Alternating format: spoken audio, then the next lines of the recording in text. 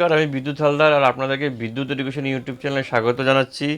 আর আজকের এই ভিডিওতে আমরা ভারতীয় সংবিধান এর 50টি প্রশ্নের উত্তর সম্পর্কে জানব। তো আমাদের চ্যানেল ইতিমধ্যে 300টি সাবস্ক্রাইবার পেয়েছে। ধন্যবাদ সকল সাবস্ক্রাইবারকে। 1 2 3 4 করে সাবস্ক্রাইবার যুক্ত হতে হতে আজকে আমরা 300টি পরিবারে অবস্থান করছি। ধন্যবাদ সবাইকে সাবস্ক্রাইব করার জন্য আমরা ইউটিউব চ্যানেলটিকে। আর যারা এখনও অবধি সাবস্ক্রাইব করেননি অবশ্যই সাবস্ক্রাইব করুন, যা আমাদের উৎসাহ দান করে। এবার প্রশ্নে আসা যাক। কলকাতা হাইকোর্টের বিচারপতিদের নিয়োগ করেন রাষ্ট্রপতি। সুপ্রিম কোর্টের বিচারপতিদের নিয়োগ করেন রাষ্ট্রপতি। ভারতের যুক্তরাষ্ট্রীয় আদালত হলো সঠিক উত্তর সুপ্রিম কোর্ট।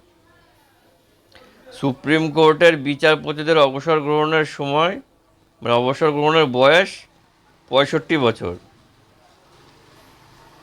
ভারতের সংবিধানের ব্যাখ্যাকর্তা হলেন সুপ্রিম কোর্ট। ভারতের সর্বোচ্চ আপিল আদালত হল সুপ্রিম কোর্ট। স্বাধীন ভারতের প্রথম প্রধান বিচারপতি হলেন হরিলাল কেনিয়া। ভারতের অভিলেখ আদালত হল সুপ্রিম কোর্ট।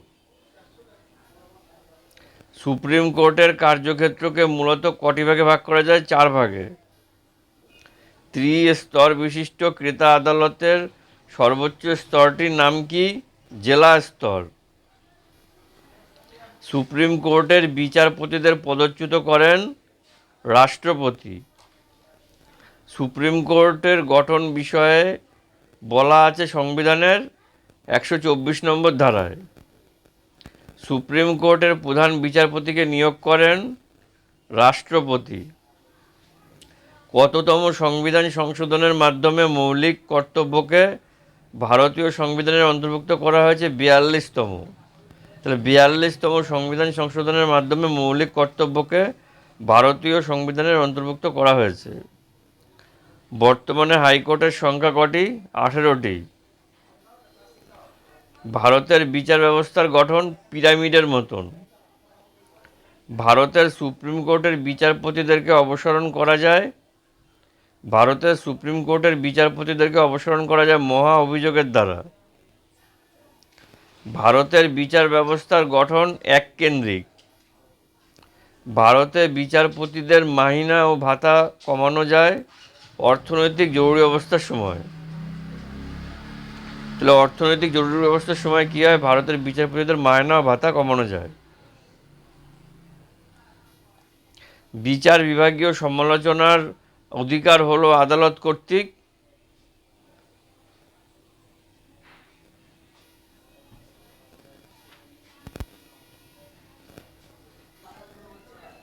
বিচার বিভাগীয় সমালোচনার অধিকার বিচার বিভাগীয় সমালোচনার অধিকার হলো আদালত কর্তৃক। এখানে অপশন নম্বর এ আছে শুধুমাত্র আইনের বৈধতা বিচারের অধিকার, শুধুমাত্র প্রশাসনিক সিদ্ধান্তের বৈধতার অধিকার, আর সি হচ্ছে উভয়ের বৈধতা ও বিচারের অধিকার।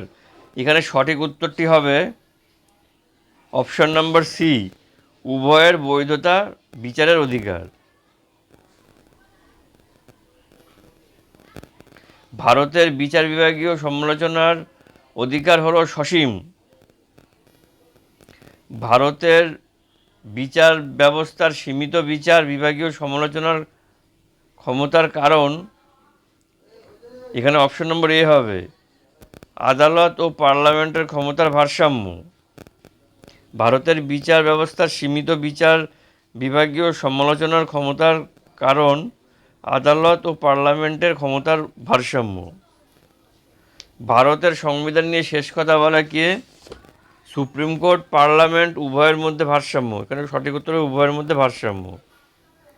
ভারতের সুপ্রিম কোর্ট মৌলিক অধিকার রক্ষা করে 32 নম্বর ধারায়।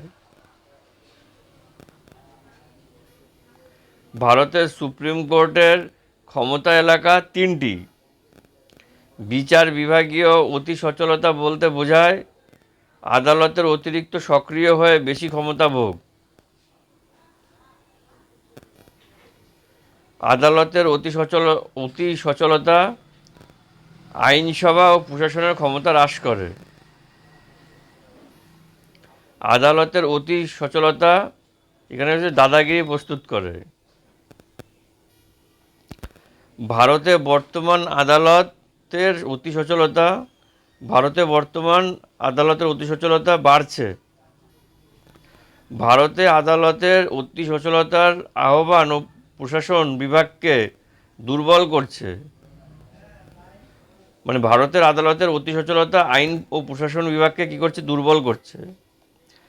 ভিডিওটিকে অবশ্যই লাইক করবেন, কমেন্টের মূল্যবান মতামত জানাবেন, আর শেয়ার তো আপনারা করেনই, শেয়ার করে দেবেন, সাবস্ক্রাইব করবেন যদি না করা হয়ে থাকে। দেখা হচ্ছে আবার পরবর্তী ভিডিওতে। সবাই ভালো থাকবেন, সুস্থ থাকবেন, টাটা।